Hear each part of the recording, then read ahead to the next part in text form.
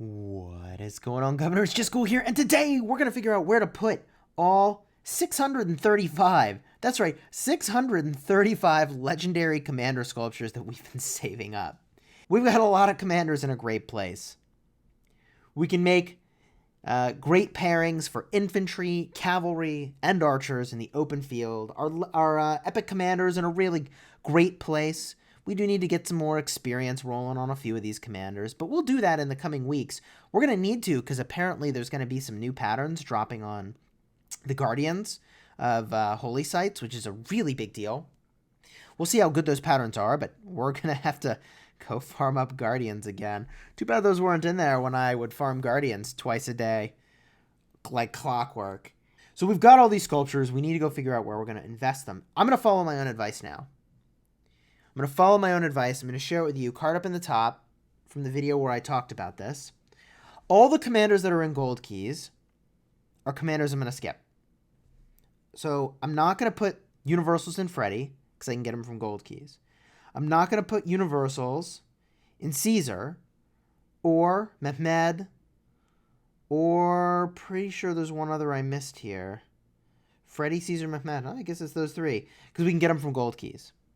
So that leaves a handful of commanders. I'm not investing in Edward of Woodstock because he's got at least 2 or 3 more wheels he's going to show up on. I'm going to play the value game with him. So if I'm playing the value game with him, there's only so many commanders left that we could do. We could pick Charlemagne. We could pick Constantine. We could pick Saladin, Alexander the Great, and then there's Ethelfled. The thing about Ethelfled is you can't put sculptures into her. You have to slow roll those over time from Expedition. So there's really a small number of choices here for where we're going to go and put our sculptures. Saladin, when last we looked, was the only commander that we could get from the card event. So I'm not inclined to invest in Saladin because I can get more of his sculptures that way, potentially. Maybe not, but maybe. So that leaves, what? 3 commanders. Alexander the Great, Constantine, and Charlemagne. So let's look at these 3 and figure out where we're going to invest, because guess what? Pass 5 opens very soon. Like, very soon. And P.S. You should watch that live. Check out my last video, card up in the top, which was a hype video. I have to say that some of my better editing, timing music to stuff. I know it's short. Shifty loses 12 million power. How do people not want to watch that? It's like one of my least watched videos recently. Let's talk about the commanders we can invest in. Charlemagne has a weak first skill, has amazing anti-swarm technology, and is theoretically pretty good when you're leading a rally, but it's optimized for freaking cities, and I don't care about cities. And I don't think he's a better rally leader for flags and forts, which is really all that matters, so I'm not picking Charlemagne. That actually leaves me 2 choices. Constantine or Alexander the Great. Remarkable how it filters down to such a small number of choices. If I were to do Constantine, I actually can't expertise him yet. Don't have enough sculptures, which is kind of remarkable. The other thing I'll point out is I still don't know how this Cross of the Divine works. Has the wording changed? When an army led by this commander has been reduced to 50% strength, troops will receive a powerful healing effect, but healing skills afterwards are reduced. That's kind of weird. So you wouldn't want to pair this commander with Richard. That's like strictly anti-Richard pairing right there. Weird. And skill damage taken while shielded is increased by 10%?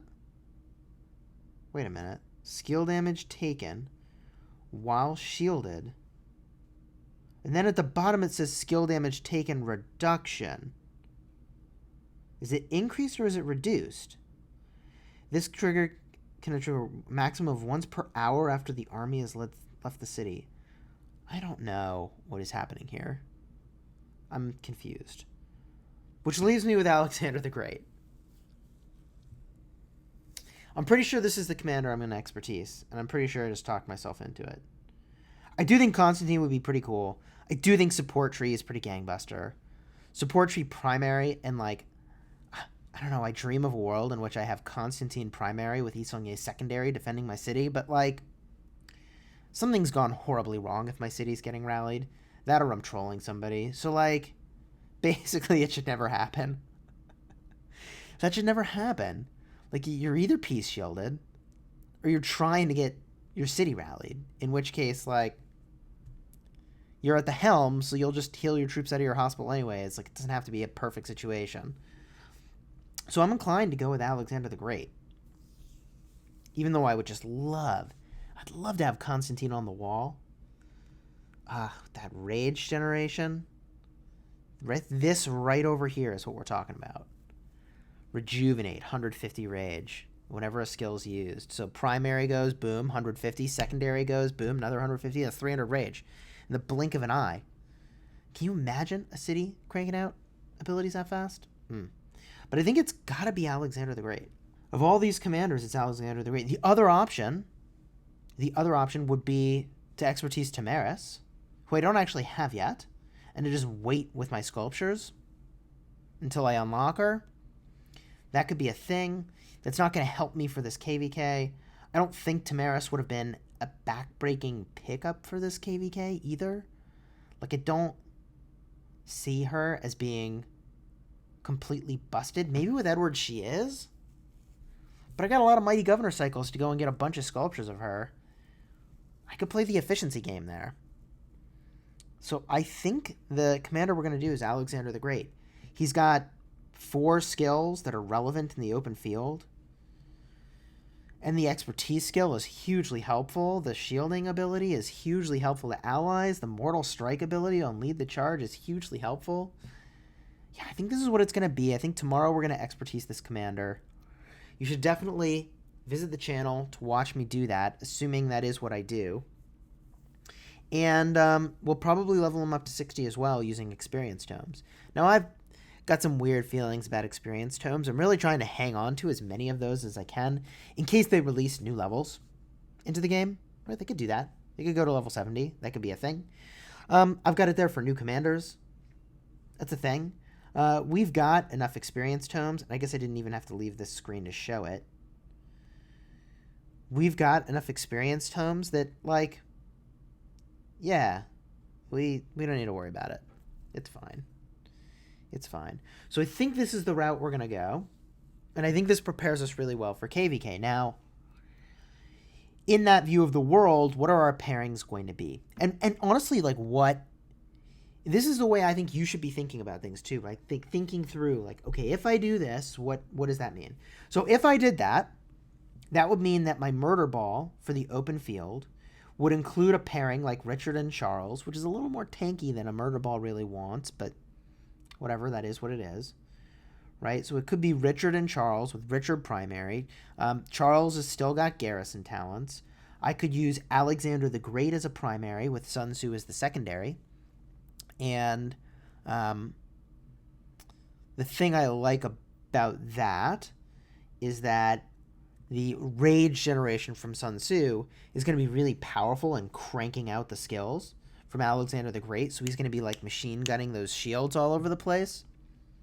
That seems fine to me. There's probably some more optimal pairings, but the thing is that Alexander the Great is increasing attack a ton. And so to then, like, lay down huge AoE...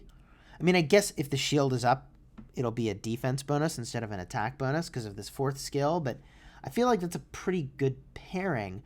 I definitely use Khan in the open field, and I'll probably pair with Minamoto because Cao Cao is just too squishy. So Khan Minamoto is a sweet pairing. Isongye Sid is definitely going to be in the field. And then what's my last army? That's 2 infantry marches, 1 cavalry march, and 1 archer march. And that leaves me in a weird position where I can still have 1 more march. What's it going to be? I'd probably use Pelagius with Saladin is my final march, and that's a cavalry march. Pelagius I really like. for being a rage-generating, healing, high-damage commander with the skill tree and the cavalry tree. Saladin, I like the additional tankiness, a little bit of march speed, a little bit of march speed reduction. All that seems really good, and that becomes my murder ball. If I had an Expertise Freddy would go with Khan for sure. That would be the way I would rock that. And if I had more like mixed army stuff going on, for instance, like an Expertise Caesar, I mean, I suppose I could use Barca. With another commander. I think, though, in the future, the way that I'll be using Barca is with Ethelfled primary, Barca secondary. That's a combination I recommended a long, long time ago, and I might use that instead of the additional cavalry march because, dude, those debuffs are so fierce. I'm slow rolling my Ethelfled, enjoying getting experience from barbarians to level her up. Because, like, there's so few peacekeepers where I can do that anymore. There's so few peacekeepers who can do that. If I was just biting the bullet and I had infinite gold stars, which I don't. How many gold stars do we have here? We have a lot of gold stars. We basically have enough gold stars to take Alexander the Great to 6. Right? Like, we've got the stars to do that. But not to do multiple commanders, I think. But if we did, we'd totally put Ethelfled to 6 stars, and that would be the last march instead of the cavalry. Hands down. That Ethelfled support tree rage generation, powering her own debuffs plus those of Hannibal Barca, is just overpowering and quite strong. So that would be the pairing that we would use. So overall, I feel like that's a pretty good configuration. And that's the style of thinking that goes into, like, gosh, what commander should I expertise, right? You don't just, like, show up to the party and wing it. And we have a pretty high flow of those legendary commander sculptures, relatively speaking. So I think that's what we're gonna do. Tune in tomorrow. You can see, we'll sleep on it, right? I mean, it represents, I don't know, that's like thousands of dollars of investment. Is that crazy? Is that weird? Probably not thousands, but a lot of dollars of investment to get these sculptures. Whatever. That's probably the play. Now, if we take a big step back and we think for a moment about, okay, if I have all of those commanders in the open field, the next question becomes, what about gear? And do I have the gear sets to support it? I actually think I need to do a little bit of crafting. I could stand to do a little bit of crafting where, like, I've got one really strong infantry set. I could stand to get another. I could definitely stand to get another infantry set. I've got some pieces, right? Like, I've got a helmet. I've obviously got these gloves. I don't have an extra chest piece, which I probably need to go get if I'm going to have multiple infantry marches in the field. And I don't have a second pair of... I guess I do have 2 pairs of these infantry pants. One of them's over here, though, on an archer commander, because they're archer pants, too. But maybe I should go get another pair of pants. The other way to think about it, if I was going to be like a rally leader with infantry, which I don't know what I'm doing or not yet in that regard, I'm really enjoying, by the way, not having leadership responsibilities for a kingdom. Lol. But one thing I could do is say, okay, instead of putting a whole bunch of gear on the marches that I'm using in the open field, I'm just going to swap over the gear that I have onto one of my commanders that I'm using for the rally, put all my best stuff on them, and say, I'll worry about having enough sets for my murder ball later. And that, I think, is also a really strong play. The other thing I want to point out about that is that if we go to the forge, there's this little weapon over here. Staff of the Lost. This is a very powerful weapon. 3% cavalry defense. Well, you don't care about cavalry so much with this weapon. You got plenty of cavalry weapons, right? We got more than enough ways to put stats on cavalry with a weapon slot. But this 5% infantry defense, I'm looking at going, oh yeah, really want that. And that archer defense, oh yeah, really want that. How do we get those, though? I think that we've got to be saving up for this thing. We have, in fact, been increasing our spend level in order to get the hammer and anvil pack. So we're starting to accumulate blues at like a rate that's a little bit faster than normal. If I head over to my items, right, we've got 28 of these chests, which is like, I feel like I've accomplished something right until I actually think about how much it takes to craft some of this stuff. So if I go in here and we look at the Staff of the Lost, 60 freaking wood, 30 feathers, and 20 rocks. What is this, ore? Okay, it's ore. Yeah, we're a ways off. What did we have, 24, 28? That's enough to be done with the feathers. And then I have 60 freaking things of wood that I need to do. And the wood is going to take, I don't know, how many blue materials can you get in a day? Okay, I did the math, and it's 5 blue, with a hand on the screen, 5 blue materials a day if all you did was dedicated every material toward this. So from the position I'm in, minus just some of the blue stuff that I've got here, right? Okay, so I've got 28. Technically, I've got a little more than that. Plus, I've got some materials already. It would be like a solid, probably like 10 days, maybe. 10 or so days before I can get this Staff of the Lost. Like, I'm just not going to get there fast enough for it to be relevant really in this KVK, I feel like. Even though, by the way, like, I guess I could shred some gear that I have already. Even though we are actually getting kind of close to having this pattern. We're at 19. Like, we are on the doorstep for having this pattern. So, I don't know. I don't think we'll get there this KVK. We'll probably invest in some gear diversity.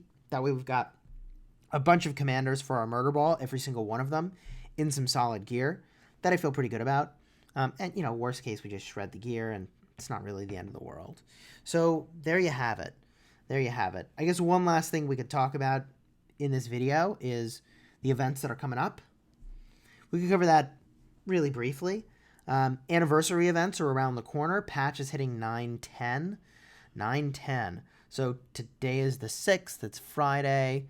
So that means Tuesday. I figured it would be Tuesday.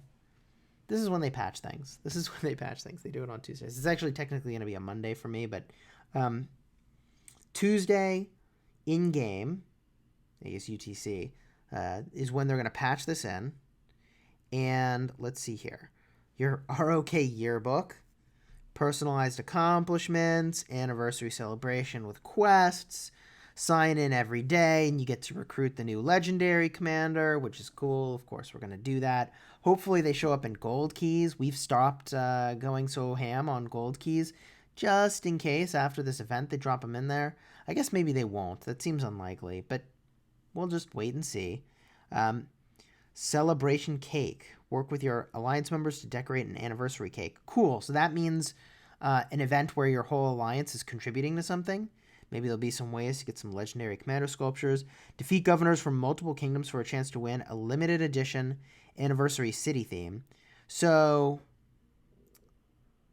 to me, that kind of means that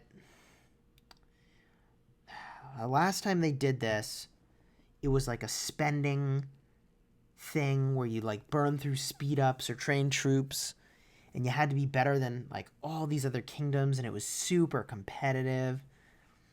People spent more money than I could fathom. I think it's very unlikely that's a thing that we can realistically do.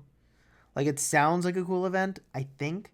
I'll wait to see it, but like, I'm just worried. I guess last time around they did this, everybody got to get some legendary commander sculptures, so there's upside there. VIP 16, we mentioned this was coming. Card up in the top. We predicted this. We have a bunch of predictions about the rest of it too. Material rate for things that are used for equipment, production of it is going to be faster, which is awesome. Reduce the resource cost to heal wounded troops. We knew that was coming. Did not see that we'd increase the governor's maximum action point limit. Also, it will provide stronger buffs. When it says stronger buffs, what does that mean? Why does it say stronger buffs and increase action points? And then it says it will also do these other things. So to me, if I read between the lines, there might be some stat boosts in here. There might be, like, we'll see. When it says stronger buffs, if it's all the stuff that's in here, if it's attack, defense, health, if it's troop capacity, if it's more Sunset Canyon attempts. But stronger buffs to me typically means like attack, health, defense sort of a thing. Maybe march speed, maybe army capacity. I don't know. Some of those would be sort of... Those would be really powerful if that's what they're doing. We'll see. Could just be food, stone, wood, gold production, which, like, woo. What else do we have in here? We've got equipment system optimizations. Easier to use and simpler to understand is good. Notification appear on the commander button when new equipment available seems good. The attributes for these windswept bracers and windswept boots, those were way too good. Those were so busted good. They were totally incorrect. They had to have been, and so it makes sense they're going to change that. There's some changes to the Karok ceremony, but net zero impact. Something about breaking up Alliance territory, reducing Stage 3 Marauder points for the warm-up events for KVK. Charlemagne, Tomaris, Edward of Woodstock, and other commanders only available for use by governors in kingdoms which have been open for more than 20 days will now be viewable in said kingdoms. So, that just means you can see them in the little commander list of commanders you haven't unlocked yet. They fixed barrage chat, or synchronized barrage chat in Ark of Osiris League. Dynamic icon loading in a Sunset Canyon. Individual ranks, if expanded, and include top 100 governors. Detailed information on the top 10 governors will be displayed in the daily rewards emails. I mean, like, okay, this show the top 10 governors in an email. That is cool, but, like,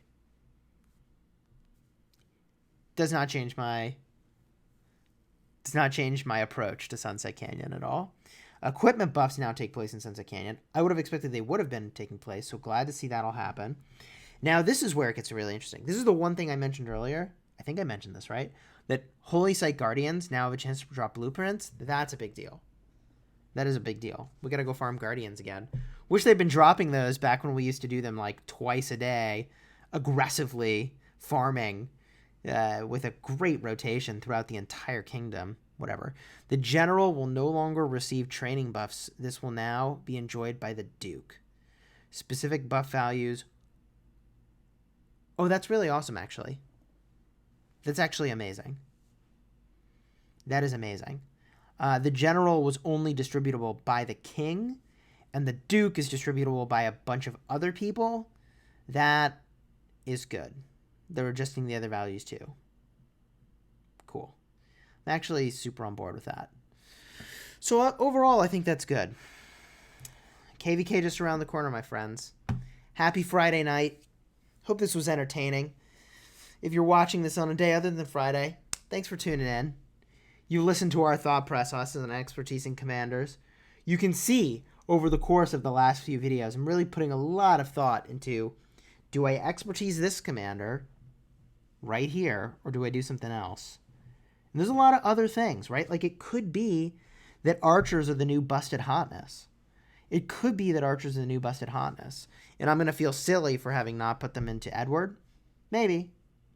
I'm going to enjoy every little bit of that value when I get those commander sculptures over time, rather than expertising him right away.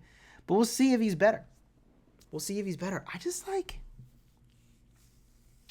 maybe I'm just not as good as I think I am at reading what a commander does and evaluating them. In fact, most people are not amazing at being able to interpret all of these things and figure out, like, is this commander amazing or not? But reducing your own rage, and they have to be the primary commander based on the ratio of the rage requirement on this skill and the amount of damage that you're doing to make it a good commander to use at all. So they have to be the primary. They're going to get march speed and health, which is great. They're going to get skill damage and damage to infantry, but Yi Song-Ye offers more damage boost than this, right? And then this fourth skill, is only good when you're at high health, so basically you don't use this commander for rallies? You don't use this commander for rallies? Which, like, why would I invest in a commander I can't use to rally something right now? And then, all or nothing? Like, okay, cool. Increases normal attack and counterattack damage for 50% for 2 seconds, but after using a skill. Well, if he's the primary... I mean, I guess this is actually... Let me rethink that one. He is very slow in getting your skills to fire off. But I guess the thing I hadn't thought about is that it's after the primary uses a skill and after the secondary uses a skill, which is pretty good. That's pretty good. But if it takes him, let's say, 15 seconds to fire off a skill, right? That means only like a third of the time will that be active. So, like, you reduce that by a third. Is that so amazing? If you reduce the effectiveness of that by a third and think of it like it's an all-the-time buff, like, it's fine. But, like, I don't know. We'll see him in action in this KVK. See what we think. This is a longer video. I'm thinking out loud. I'm brainstorming with you. What do you all think? Who should I invest in? Am I totally getting this wrong by picking Alexander the Great? You tell me, chat, in the comments. And until next time, you have fun smashing the kingdom.